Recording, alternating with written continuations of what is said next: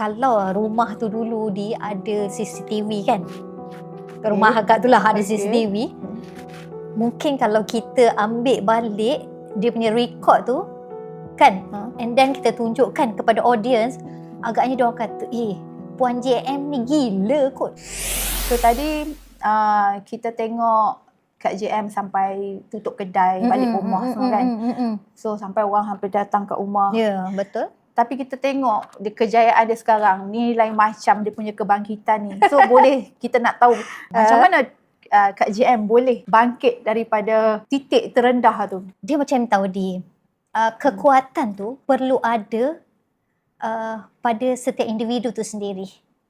Bagaimana dia nak menanggani. Ada orang dia main biola tau. Maksudnya dia dapat masalah atau dia dapat kejatuhan tu setahun, 2 tahun, betul tak? Susah nak bangkit.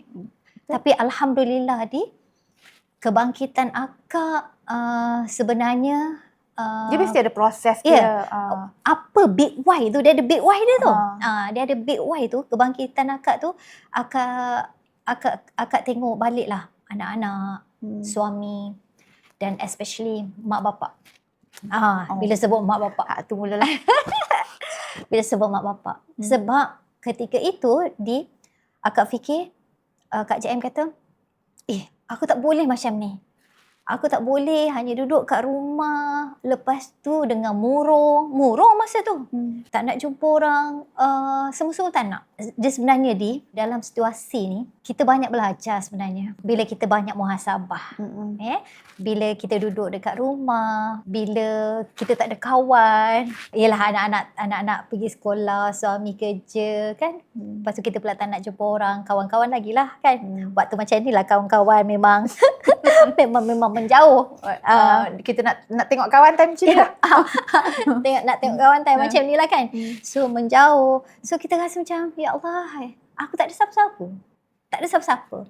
Dan ketika itulah mulanya muhasabah diri. Akak banyak bermonolog dengan diri. Macam orang kata, bermonolog lah, bercakap dengan diri sendiri.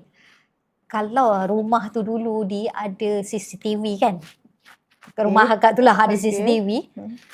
Mungkin kalau kita ambil balik dia punya record tu kan, and then kita tunjukkan kepada audience, agaknya dia orang kata, Puan JM ni gila kot. Sebab akak bercakap dengan diri akak sendiri. Akak cakap dengar, bukan dalam hati? Tak, bukan. Okay. Bercakap. Dan especially lah bila kita dalam keadaan yang macam tu kan, akak, kita pun tak ada ilmu masa tu kan, tak ada ilmu. So kita menyalahkan Allah. Kenapa aku? Aku tak cukup baik ke? Aku solat kot. Aku sembahyang kot. Aku tak pernah tinggal sembahyang. Aku orang baik kot. Kan? Ada orang aku nak tolong kot. Aku cuma nak tolong orang je. Tapi kenapa ini? Semua kenapa, mengapa dan mengapa. So dalam masa yang sama akak muhasabah diri lah. Akak muhasabah diri ini atas izin lah. Atas izin dia lah juga. Sebenarnya untuk mendidik akak, untuk mengenal diri akak. Kan? Yang mana setiap ujian tu pastinya ada hikmah untuk kita sebenarnya. Ada pembelajaran untuk kita sebenarnya. Jadi daripada situlah akak mula sikit-sikit akak mula belajar ikhlas. Nak sebut pasal ikhlas.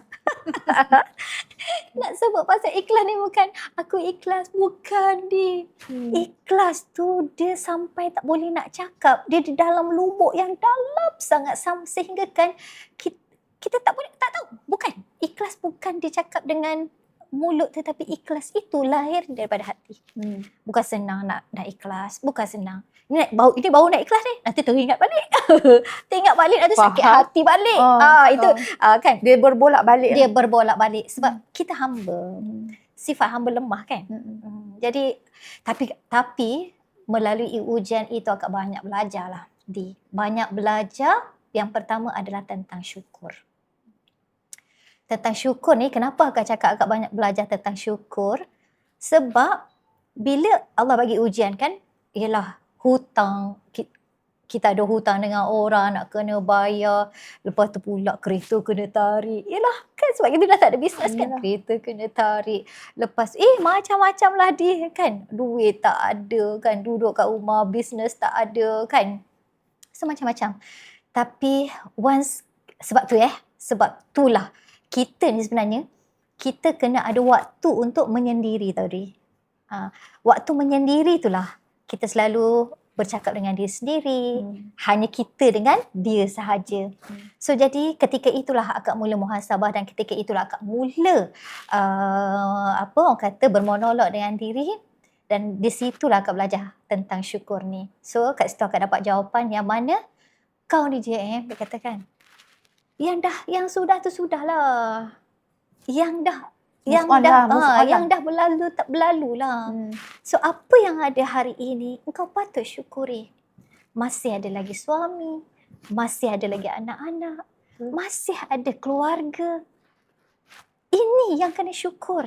Ini yang kena syukur. Masih lagi boleh makan. Masih lagi boleh duduk dekat rumah. Bukannya kau hari ni ada orang lain ujiannya duduk dekat dalam kereta. Tak ada rumah. Rumah kena orang kata kena keluar daripada rumah. Kan kena keluar. Rumah kena tarik lah. Rumah kena tarik lah kereta. Rumah kena tarik lah. Ataupun orang sewa rumah. Kena sita dan sebagainya. Tapi aku JM Iswan masih lagi duduk kat rumah, masih lagi tidur dekat tilam yang empuk. Itulah yang kena syukuri. Dekat sini lah Kak belajar tentang syukur ni. Tentang syukur. Maksudnya syukuri apa yang ada. Apa yang ada sekarang. Yang dah berlalu biarkan ia terus berlalu. So itu yang Kak belajar tentang syukur tu. Dan ada beberapa lagi lah yang akak belajar. Antaranya adalah tentang menjaga hubungan dengan suami, dengan mak ayah. Itu kenalah. Daripada situ macam mana akak menjaga hubungan.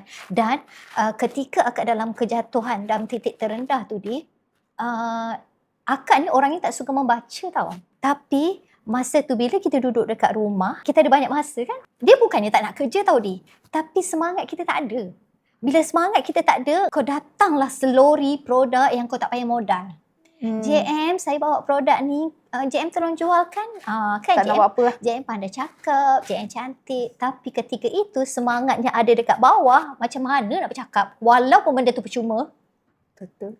Tak boleh Semangat tu penting dalam diri. Semangat ni umpamanya roh dalam diri ni, dia menghidupkan jiwa kita. Menghidupkan kita, menghidupkan semangat kita. Tapi kalau semangat itu tak ada, memang apa pun, bagilah apa pun, memang kita tak boleh nak buat. Energi. Energi tak adalah. Dia jadi lemah lah. Ya, aura. Bila tiba-tiba masuk aura. So, dekat situ. Jadi, itulah kan. Jadi, bila ujian tu, pastinya ada pembelajaran untuk kita. Jadi, akak belajar tentang syukur, akak belajar tentang menjaga hubungan, kan? Dan ketika akak duduk kat rumah tu, akak suka membaca. Akak suka membaca. Ada satu buku tu daripada Ustaz Fatur Salahuddin, Mudahnya Menjemput Rezeki. Buku ni memang famous, semua orang tahu. Dekat situ ada beberapa poin je yang membuatkan akak macam, ya Allah, senangnya nak jemput rezeki Allah ni. Antaranya adalah mendoakan orang lain.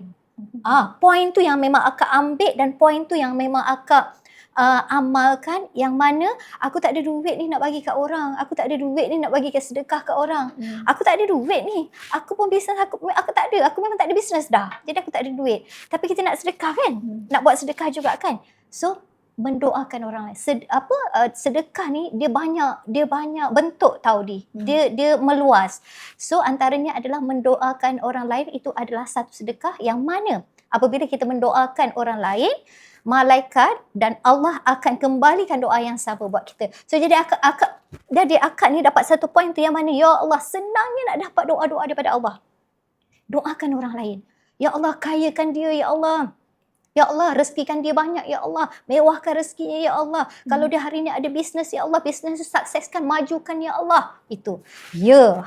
Maksudnya walaupun kita sendiri tak kaya, maksudnya kita doakan orang lain. Sebab akak percaya dalam buku tu, poin tu yang akak faham, poin tu ditulis, doakan orang lain, dalam masa yang sama Allah akan mendoakan engkau. Maksudnya akak tak ada duit, akak tak ada apa-apa. Tapi aku ada doa je untuk orang. Dan doa tu, dengan yakin je doa tu, katanya kan Allah kembalikan pada yang mendoakan. So akak yakin itu. Akak yakin pastinya bila aku mendoakan yang baik-baik untuk orang, doa tu datang balik kepada aku. Itu akak yakin. Itu akak yakin.